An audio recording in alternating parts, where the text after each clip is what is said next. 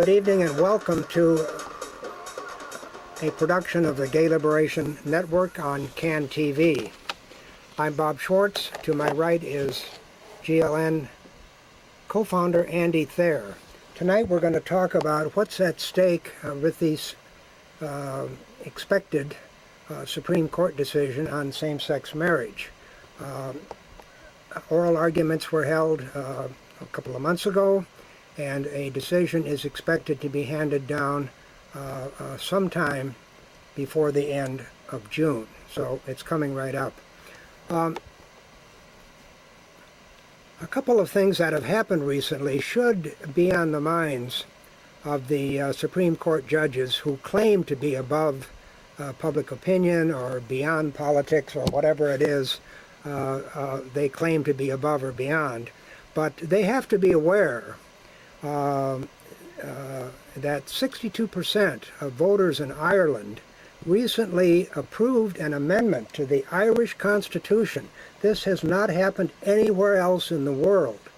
The Constitution will be amended there by the Irish Parliament following this vote to approve same-sex marriage. 62% of the people in Ireland supported that change in their Constitution. Also, a majority of people in the United States, according to public opinion polls, now support same-sex marriage. Now, it varies by state, but a majority of people in the national polls support same-sex marriage. So what is at stake in the upcoming decision by the Supreme Court? Andy has written on this rather extensively, and I know he has an opinion about this. What is that opinion, Andy?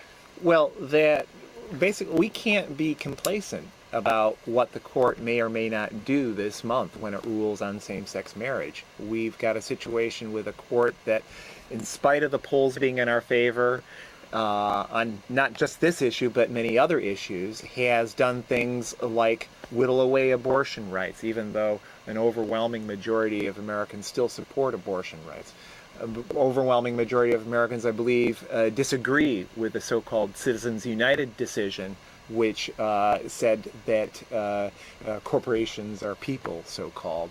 And so we've seen this court, as well as courts before it, make many reactionary decisions in spite of public opinion. And really what has been the key in terms of whether or not the court goes with public opinion is if that public opinion is mobilized in the streets. It's no accident that an overwhelmingly male, white Supreme Court back in the early 70s ruled in favor of abortion rights in spite of Richard Nixon's best attempts to pack that court.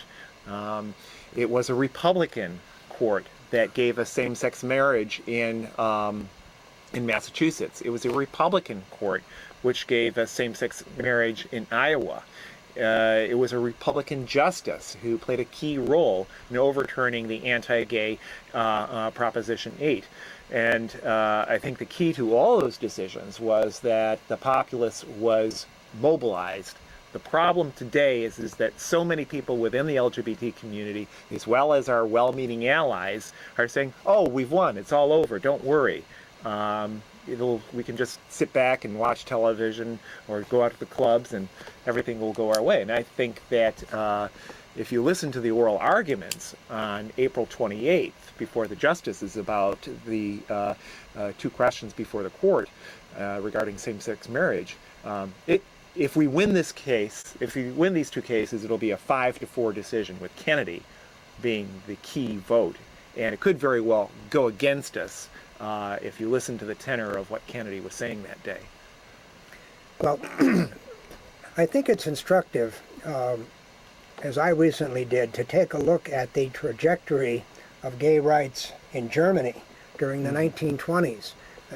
There was an amazing amount of progress that had been made there. There were gay bars in Berlin and many other German cities, including some small cities.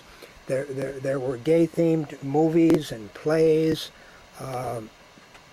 Just a lot of progress was being made There were several gay rights organizations, as there are today in the United States. Then it all came to a screeching halt in 1933 with the advent of the Nazi regime. So this whole idea that progress is inevitable on gay rights or any number of other issues, I think is not supported by history. And we can see it in the history of our own country. I mean, the women's movement winning the vote in, I believe it was 1920, then grew very complacent. It also had some real political problems with racism, in my view. But then the Great Depression really put paid to the women's equality movement, literally for a couple of generations. It wasn't until the 60s that we finally saw the beginnings of progress, but whole generations of women had to suffer some really atrocious discrimination. Not to say that discrimination against women is been totally done away with by any stretch of the imagination, but it was, in that case, it was really the Great Depression, and even before the Nazis took power in Germany, it was the Great Depression that really killed the gay movement in that country. And moving closer to the present, the Black liberation movement of the 60s and early 70s, the anti-war movement, the women's movement, really once the economic shocks of the mid-70s hit, it really diverted all of those movements, and in some respects conditions are as bad for African Americans today as they were at the time of Brown versus Board of Education, Topeka, Kansas, 1954, at least in terms of the degree of racial segregation in the schools. Statistically, we are unfortunately in the same backward state, albeit different forms. I mean, you have a lot more private education for white students, and that's the way the segregation has reemerged. But it shows that movements can not only move forward, and we've only had in our lifetimes an experience largely of LGBT rights moving forward, but they can move dramatically backwards. And arguably, with the AIDS crisis initially in the late 80s, we had horrible setbacks in the gay movement also. You mentioned other movements, the women's movement, the Black rights movement. Isn't it a problem that the gay rights organizations, like the Human Rights Campaign and the National Gay and Lesbian Task Force, isn't it a problem that they are focused almost exclusively on gay rights, and they don't recognize the importance of these other movements? Absolutely, and the NGLTF task force will, from time to time, give lip service, send out a press release or whatever about issues of racism and class and so forth. But in terms of actually mobilizing people to be out into the streets, not just on quote unquote other issues, but LGBT issues, they don't do that anymore. And then the problem is that really can come back to bite you, because the latest attacks that we've seen on LGBT rights are a direct consequence of the Supreme Court's reactionary Hobby Lobby decision, which said that businesses could have truly felt religious beliefs in order to justify discrimination against LGBTs and others. Hobby Lobby, as people may remember, said that businesses could discriminate against women's right to choose abortion and also contraceptives on their company-funded health care plan. And that has now, that then switched over to the situation that we saw in Indiana recently, where businesses pledging to not serve LGBTs. We just recently had the passage of a horrible law in North Carolina allowing basically their equivalent of county clerks, or I think they call them justice of the peace or whatever, who perform marriage ceremonies, to be able to have a religious exemption against performing marriages for LGBTs. Now, they covered their legal butts by saying, oh, you can't do any kind of marriage ceremony, but it basically carved out a religious exemption saying it's okay to cite your alleged religious beliefs to opt out of performing your duty. We've had a situation in Michigan now where LGBTs are being presumably going to be prevented from adopting, especially special needs children, because the various privately run adoption agencies, which get millions of dollars from the state and federal governments, Catholic charities and other organizations like that, are going to be able to say, well, we're not going to allow you, Bob, and your same-sex partner to adopt a child because it's against our religious beliefs, even though the vast majority of the money is being provided by everyone's, including LGBT's, tax dollars. Haven't we heard this argument before that sincerely held religious beliefs can be used to oppose the rights of African Americans? Absolutely. Women, according to some teachings of the Bible, women should shut up and obey their husbands. Right. I mean, so we've heard this before, haven't we? We've heard it during the Civil Rights Movement. It was the primary reason given by racist segregationists to say that blacks should not be allowed to have equal access to public accommodations. And there again is where one of these so-called intersectionality issues is so important, not just for LGBTs, but everyone to pay attention to, because when the bigots in the Indiana state legislature and the bigot governor Pence passed that law saying that LGBTs could not have equal access to public accommodations, essentially, they were attacking a bedrock right that was carved out thanks to the hard struggle and the lives lost of the African American Civil Rights Movement.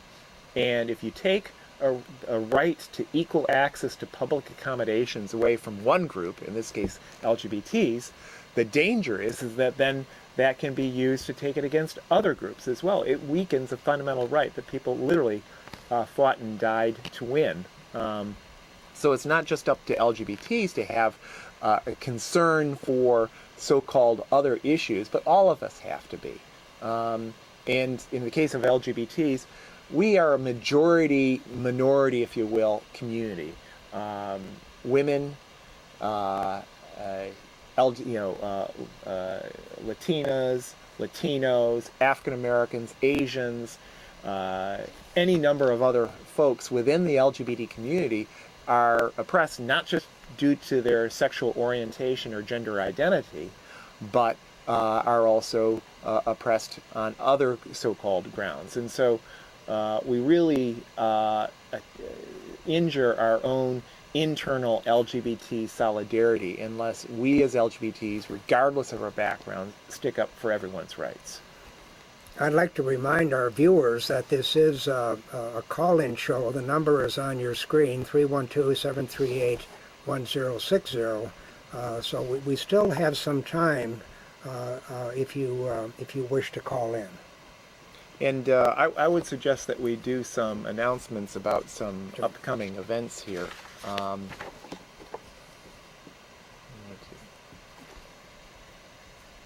Coming up on your screen right now.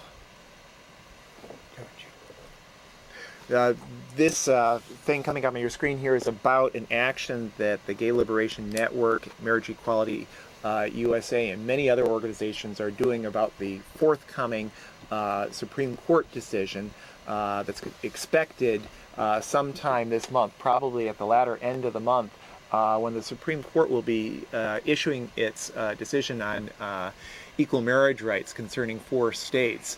The day that the court decides, we in Chicago and people around the nation will be responding with equal rights, either protests if the decision doesn't go our way, or celebrations if they do, and to be charting out what to do going forward to win our rights, because marriage, as important as it is not the only issue on the table, and that's something we can talk about in a little bit. But here in Chicago, the day that the court decides, we're asking people to meet in front of the Center on Halsted at 3656 North Halsted Street for a speak out.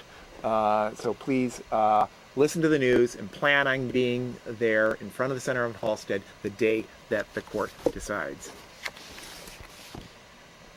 On Sunday, June 28th, the annual Gay Pride Parade will occur in Chicago. Again this year, we are going to be focusing on the rights of immigrant people. If you wish to get more information about our contingent, joining our contingent, which we hope you will do, please send us an email at lgbtliberation@aol.com. That's Sunday, June 28th. And then coming up just tomorrow, if you haven't had your fill of listening to me here tonight, I'm going to be speaking at the Fullerton Public Library at 1150 West Fullerton Avenue, 2:30 p.m. tomorrow, on the issue of how do we stop the violence. The police violence has been much in the news. America in general is a very violent society. So if you'd like to check that out, I encourage you to come by the Lincoln Park Public Library, 1150 West Fullerton Avenue, tomorrow at 2:30 p.m. Andy, you mentioned that there can be more at stake in this Supreme Court decision than the rights of equal marriage. Could you expound upon that a little bit? Well, as with the Hobby Lobby decision, we've got a situation where we could win the right to get nice pieces of paper from local governments that says that we're married, but then have that in many respects eviscerated by the fact that we won't have equal access to public accommodations. That's one way. The main thing that is up for grabs with this decision is whether or not the 14th Amendment to the Constitution, which basically forced the southern racist states, the slaveocracy, following the Civil War, to recognize African Americans' rights to be treated as equals, whether or not that same amendment will apply to LGBTs, as it does now officially anyway, apply to women and African Americans and other racial minorities. Now, it's one thing to say that it applies, it's another thing to actually apply. As we saw, it took the civil rights movement to begin to force the federal government, to force the local governments to actually do that. But it would be a huge gain for LGBTs if we were to win at least formal recognition from the court that we are a so-called suspect class, that any legislation that affects us would be subject to what's known as strict scrutiny, and thus would be looked at by the courts to see whether or not it really does affect our equal access to public accommodations, whether it affects our equal employment rights, whether it affects our equal access to housing, and so forth. And so this could be very big if we win that. We could win a very narrow decision, which just says we're allowed to get married in all 50 states, and or have our marriages respected by states that do not perform equal marriage, does not allow equal marriage themselves. So those are the two basic questions up before the court. So there's a lot more at stake than just marriage, and this is why the quiescence of our community and our allies on this forthcoming court decision is frankly quite disturbing.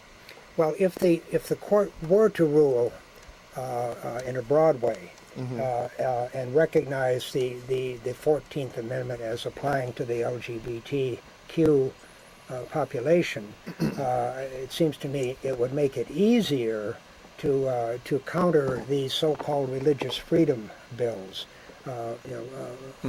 which, as you've already pointed out, in a number of states, most recently including North Carolina and Michigan, it allows people to discriminate against our people on the basis of so-called sincerely held religious beliefs.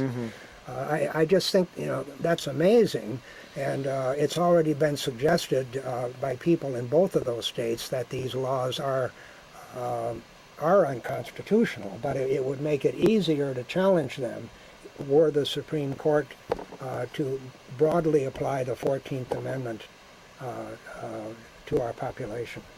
Well, and the important thing to remember is that left to its own devices, this court has shown that it's been able to rationalize the completely irrational with regards to people's rights. The Hobby Lobby decision was just totally awful. The voting rights decisions that the court issued a few years ago, totally eviscerating African Americans' right to challenge the discrimination which has historically been used against their voting rights.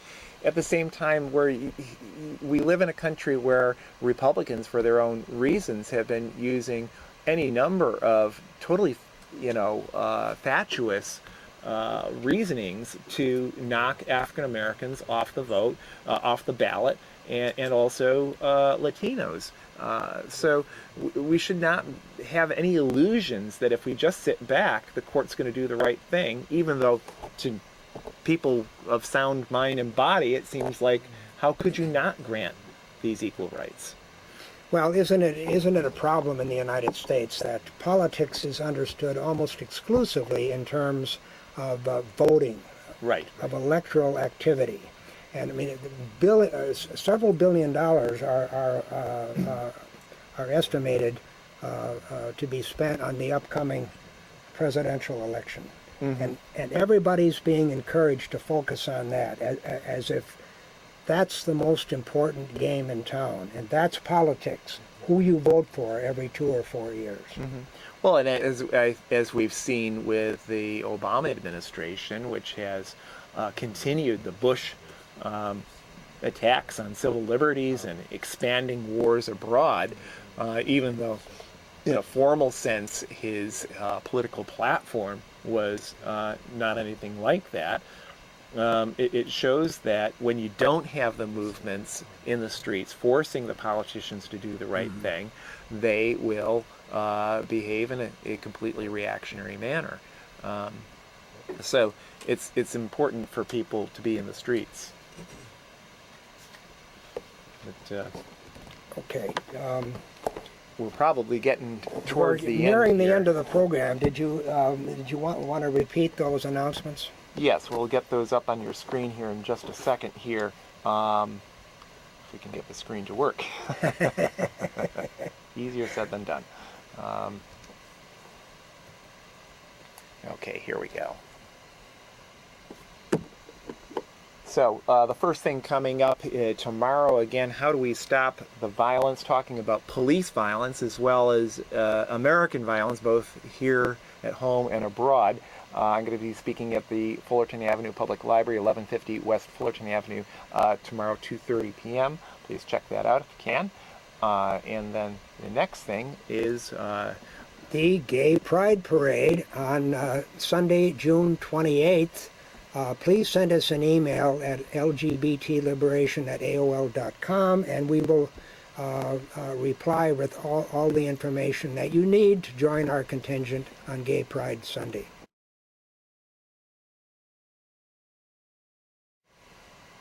And then, of course, the Supreme Court decision coming up sometime this month. Please plan to be in front of the Center on Halsted at 7 p.m. the night the court decides, and we will get you involved in activism to ensure our rights. 7 p.m. from the Center on Halsted the night the court decides. And then finally, just thanks to all those who helped us put together the show tonight here. Oops. No.